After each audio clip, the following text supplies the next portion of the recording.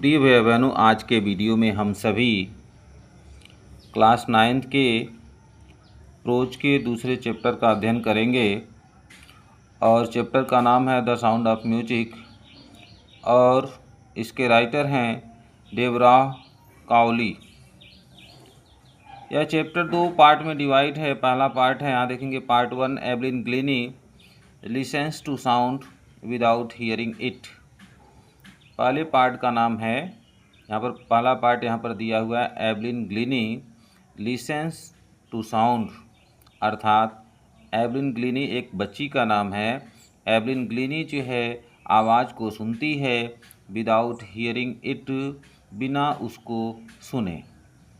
इस पार्ट 1 का ये टाइटल है, नाम दिया गया है। अर्थात इस पहले पार्ट में हम लोग किसके बारे में पढ़ना है? एवलिन ग्लिनी, एक छोटी सी बच्ची एवलिन ग्लिनी के बारे में, जो संगीत के क्षेत्र में वह बहुत ही प्रसिद्धि हासिल की। तो आइए हम टेक्स्ट का अध्ययन करेंगे। पहला पैराग्राफ यहाँ पर दिया हुआ है, देखेंगे। Rush hour crowd jostle for position on the underground train platform. इसमें बताया गया है रस का अर्थ क्या है? भीड़, लोगों की बहुत बड़ी भीड़। और रस का अर्थ है लोग जो बहुत अपने आप को जल्दीबाजी कर रहे थे। रस आवर यानी बहुत लोगों की जल्दीबाजी थी। क्राउड्स, लोगों की भीड़ में, लोगों की भीड़ में बहुत ही लोगों की जल्दीबाजी थी। और वे क्या कर रहे थे? जोस्टल, धक्का मुक्की कर रहे थे। फॉर पोजीशन, स्थान प्राप्त करने के लिए। On the underground train platform, अर्थात भूमिगत रेलवे ट्रेन के प्लेटफॉर्म पर लोगों की एक बहुत बड़ी भीड़ स्थान प्राप्त करने के लिए जल्दीबाजी में थे और वो जोस्टल कर रहे थे, धक्का मुक्की कर रहे थे। आप देखते हैं रेलवे प्लेटफॉर्म पर जैसे ही ट्रेन आती है, लोग जो है, लोगों में हड़बड़ी मच जाती है और सभी अपने सीट को पाने के लिए वो जल्दीबाजी करते हैं। तो वही बात यहाँ पर दिया हुआ है। रश आवर क्राउड्स, लोगों की एक बहुत बड़ी भीड़, मतलब जल्दीबाजी में थी। और जोस्टल, वो धक्का मुक्की कर रहे थे। फॉर पोजीशन, स्थान प्राप्त करने के लिए।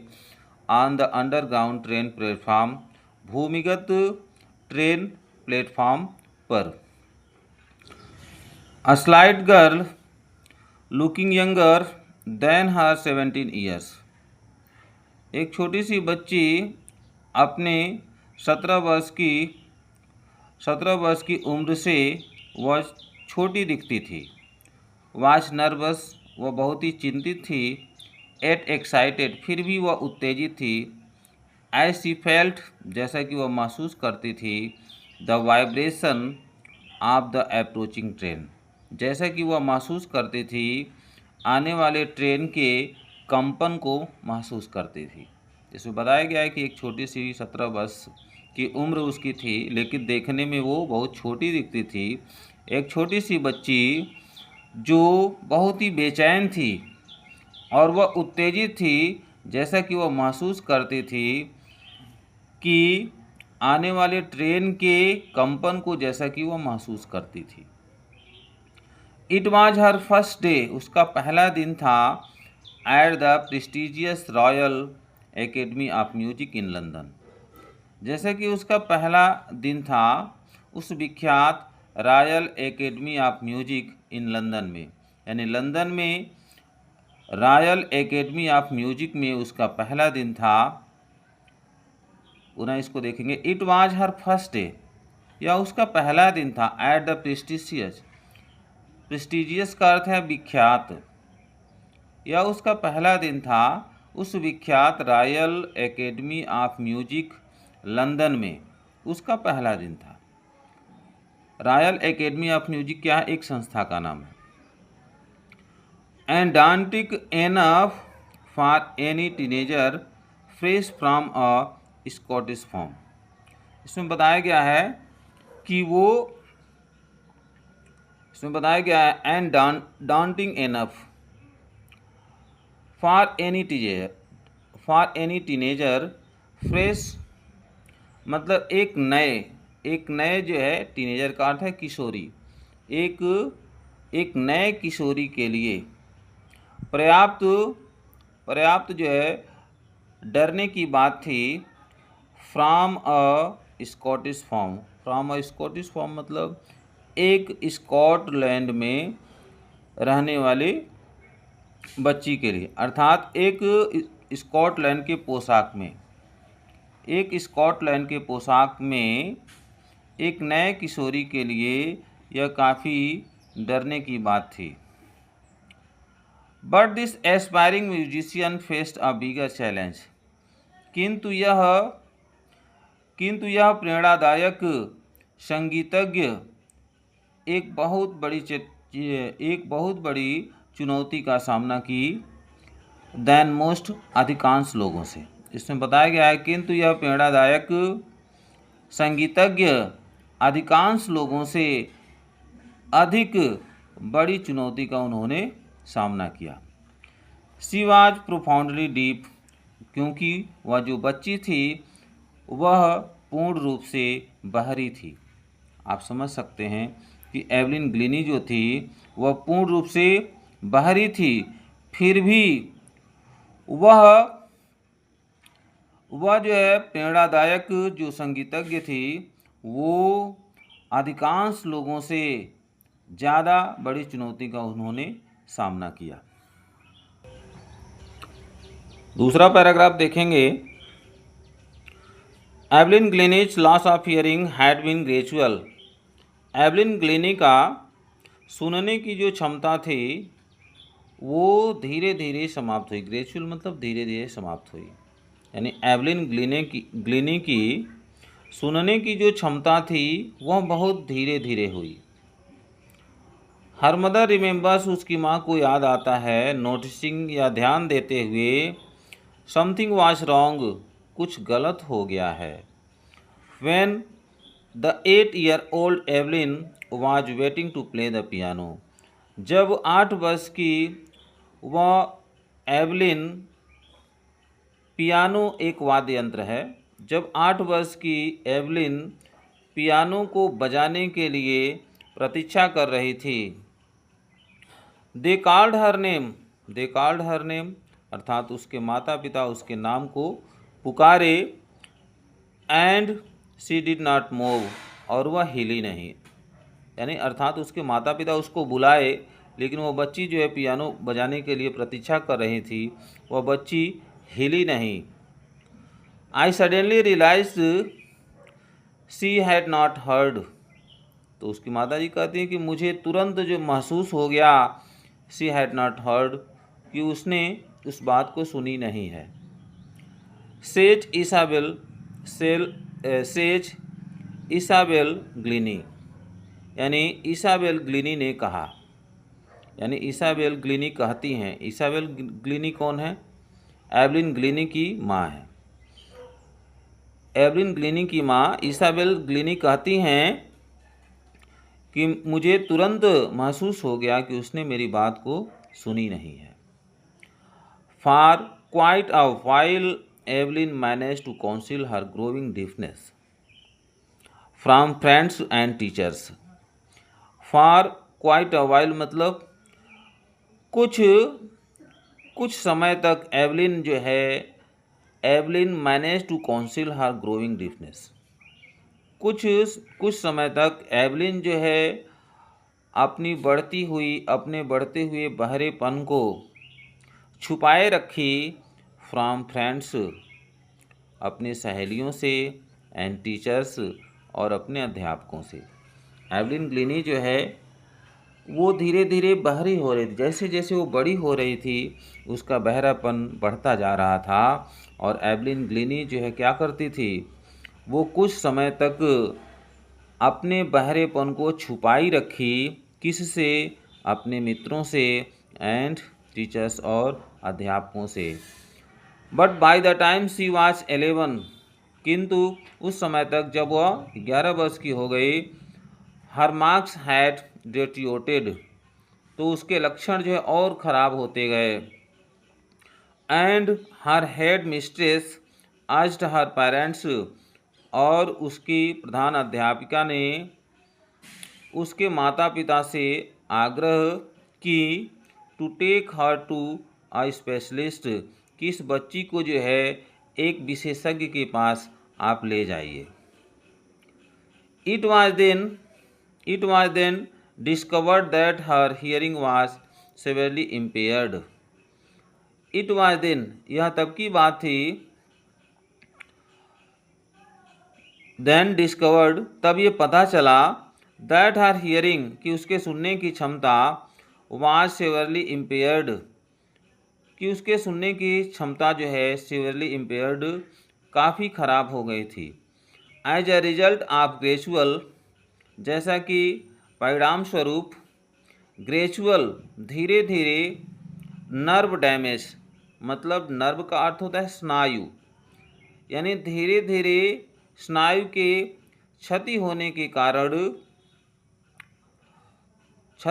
के कारण अत्यधिक सुनने की क्षमता जो है क्या हो गया था, खराब हो गया था। इसमें बताया गया है धीरे धीरे स्नायु के डैमेज होने के कारण, खराब होने के कारण, परिणाम स्वरूप अत्यधिक सुनने की क्षमता इम्पेयर्ड, खराब हो गई थी।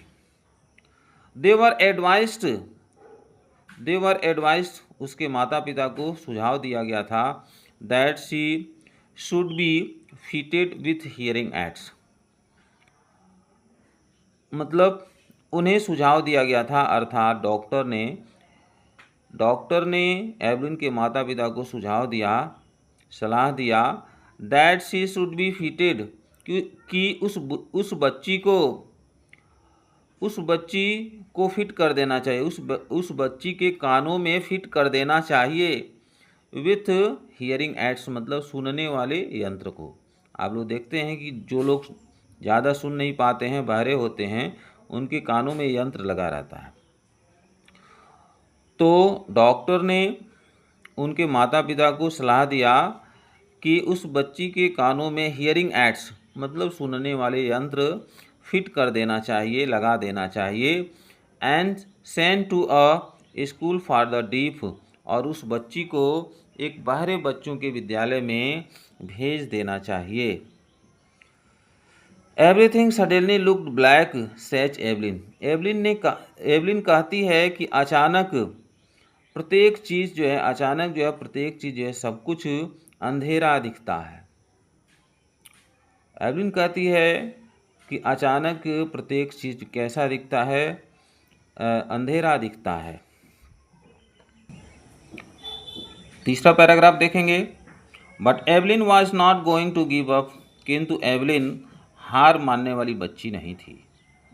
She was determined to lead a normal life, उसने एक सामान्य जीवन जीने का निश्चय कर लिया। And pursue her interest in music, और संगीत में उसकी रुचि बढ़ती गई।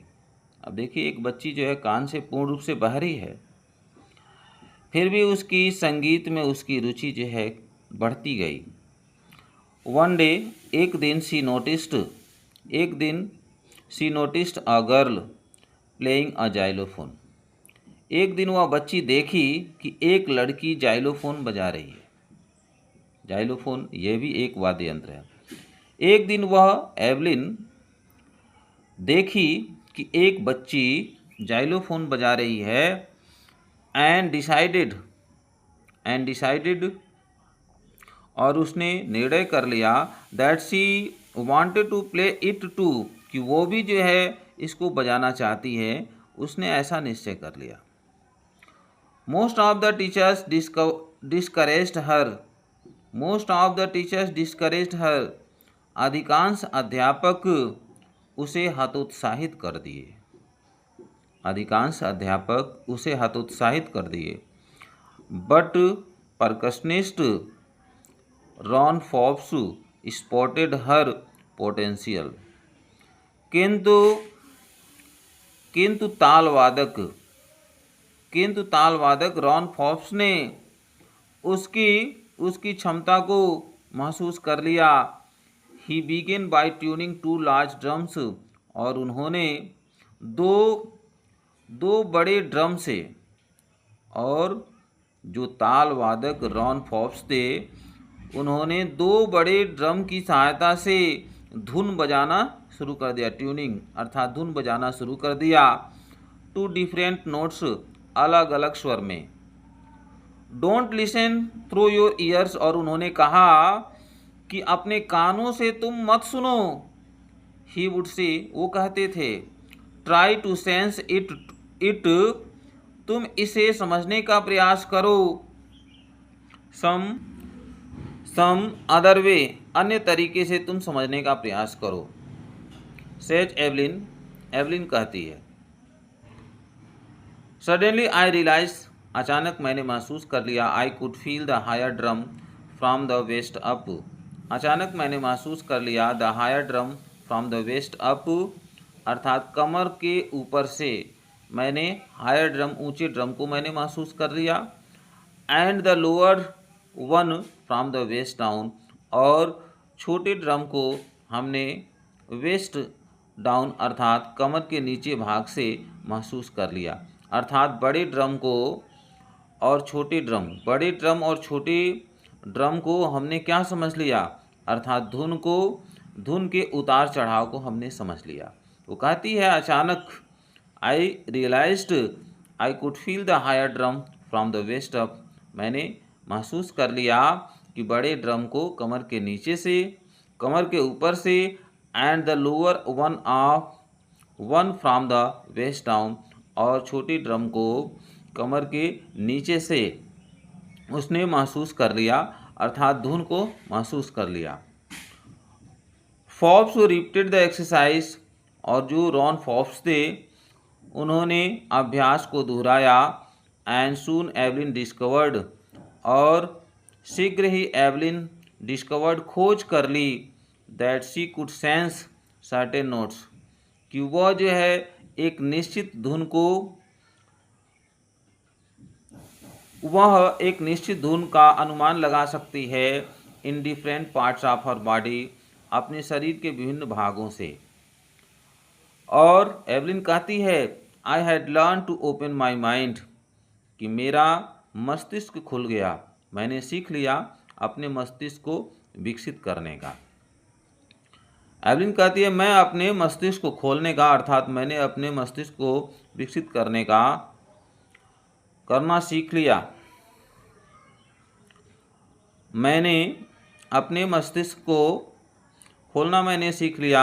एंड बॉडी टू साउंड्स, और अपने शरीर को साउंड्स यानी ध्वनि, एंड वाइब्रेशन, अपने शरीर को ध्वनि और कंपन से खोलना मैंने सीख लिया। The rest was share determination and hard work, the rest, बाकी शेष जो बचा हुआ था उसके लिए दृढ़ संकल्प था, एंड हार्ड वर्क, और कठिन परिश्रम था। अगला पैराग्राफ देखेंगे। She never looked back from that point onwards, उसके बाद से उसने पीछे मुड़कर कभी नहीं देखी। यहाँ दिया है शी नेवर लुक्ड बैक, उसने तब से जो है पीछे मुड़कर कभी नहीं देखा। फ्रॉम दैट पॉइंट ऑनवर्ड्स, तब से उस बिंदु से उसने पीछे मुड़कर कभी नहीं देखा। She tour the United kingdom, उसने जो है यूनाइटेड किंगडम की यात्रा की, टूर की। विथ अ यूथ ऑर्केस्ट्रा, मतलब एक युवा ऑर्केस्ट्रा मंडली के साथ उसने यूनाइटेड किंगडम का टूर किया, यात्रा किया। And by the time she was 16, और उस समय उसकी उम्र कितनी थी, 16 वर्ष की थी। She had decided to make music her life, और उसने संगीत को अपना जीवन बनाने का निश्चय कर लिया। She auditions for the Royal Academy. She auditions उसने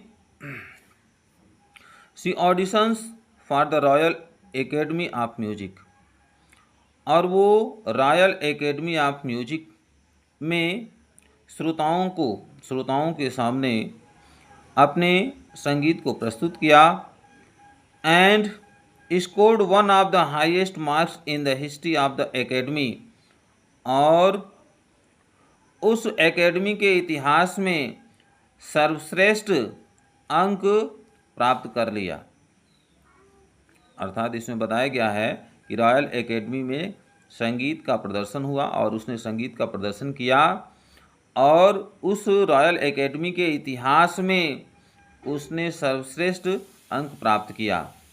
she gradually moved from the orchestra work, वह धीरे धीरे ऑर्केस्ट्रा वर्क से टू सोलो परफॉर्मेंस, एकल प्रदर्शन की ओर वो आगे बढ़ गई। इसमें बताया गया है she gradually moved from orchestral work to solo performance at the end of her. इसमें बताया गया है कि ऑर्केस्ट्रा के कार्य से वो धीरे धीरे कहाँ बढ़ गई, टू सोलो परफॉर्मेंसेस, अर्थात एकल प्रदर्शन की ओर वो बढ़ गई। अर्थात ऑर्केस्ट्रा का जो कार्य चल रहा था, ऑर्केस्ट्रा में ग्रुप में जैसे वो अपना प्रदर्शन करती थी, अब उसके बाद से एकल प्रदर्शन करती थी, मतलब अकेले जाकर के अपना प्रोग्राम करती थी। Eight the end of her 3 years course, उसमें बताया गया अपने 3 वर्ष के कोर्स के अंत में she had captured most of the top awards, उसने सबसे ज़्यादा टॉप अवार्ड, टॉप जो है पुरस्कार प्राप्त कर लिए। और उसने तीन वर्ष के अपने अभ्यास के अंत में और उसने सबसे ज़्यादा अच्छे टॉप अवार्ड पुरस्कार उसने प्राप्त कर लिए। 5वां पैराग्राफ देखेंगे। And for all this Evelyn would not accept any hint of heroic achievement. इसमें बताया गया एंड फॉर ऑल दिस, और इन सब के लिए Evelyn would not accept, Evelyn ने स्वीकार नहीं की, any hint of heroic achievement, यानी बहादुरी से संबंधित उपलब्धि का कोई भी संकेत। अर्थात इतना सब कुछ करने के बाद एवलिन ने अपने बहादुरी की उपलब्धि का कोई संकेत उसने महसूस नहीं किया। इफ़ यू वर्क हार्ड, यदि तुम कठिन परिश्रम करोगे, एंड नो, और जानोगे, वेयर यू आर गोइंग, कि आप कहाँ जा रहे हैं, यू विल गेट देयर, तो आप निश्चित रूप से उस स्थान पर पहुँच जाएंगे। And she got right to the top, और वो ठीक प्रकार से वो ऊंचाई तक पहुँच गई। द वर्ड्स मोस्ट शॉर्ट, यानी जिसके लिए पूरे संसार की मांग थी। वर्ड्स मोस्ट शॉर्ट का मतलब जिसके लिए पूरे संसार की यही मांग थी। आफ्टर मल्टीपर्कशनिस्ट मतलब सभी प्रकार के वाद्य यंत्रों को बजाने के बाद, विथ अ मास्टरी, इसी प्रकार क्या है, सभी प्रकार के वाद्य यंत्रों में कुशलता प्राप्त करने के बाद, आप सम 1000 इंस्ट्रूमेंट, लगभग कुछ हजार वाद्य यंत्रों में